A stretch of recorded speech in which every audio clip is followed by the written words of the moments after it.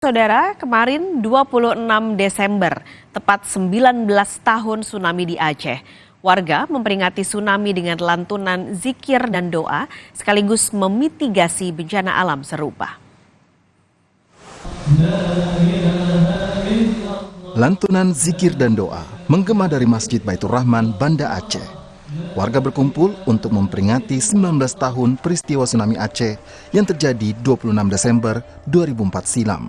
Tidak hanya itu, pemerintah Provinsi Aceh turut memberi santunan bagi 19 anak yatim. Bencana ini bisa terjadi kapan saja ya, bisa malam hari, siang hari. Nah, hari ini yang penting masyarakat itu harus siap menghadapi bencana dalam bentuk apapun. Bagi warga, peringatan ini merupakan wujud doa bersama untuk mereka yang menjadi korban. Di satu sisi, menjadi pengingat bahwa bencana alam apapun perlu dimitigasi.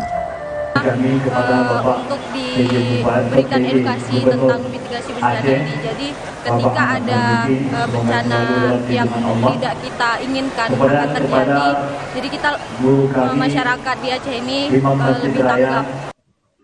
Tsunami dahsyat di Aceh tahun 2004 lalu dimulai dari gempa bermagnitudo 9,3. Ombak setinggi 30 meter lebih menghantam pesisir Aceh dan permukiman warga. Tim Liputan, Kompas TV.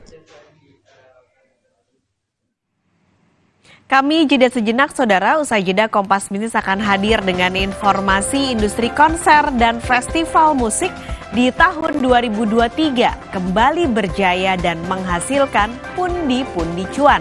Siapa saja konser yang berhasil mengumpulkan pendapatan tertinggi di seluruh dunia? Jangan kemana-mana, Kompas Bisnis akan mengulasnya.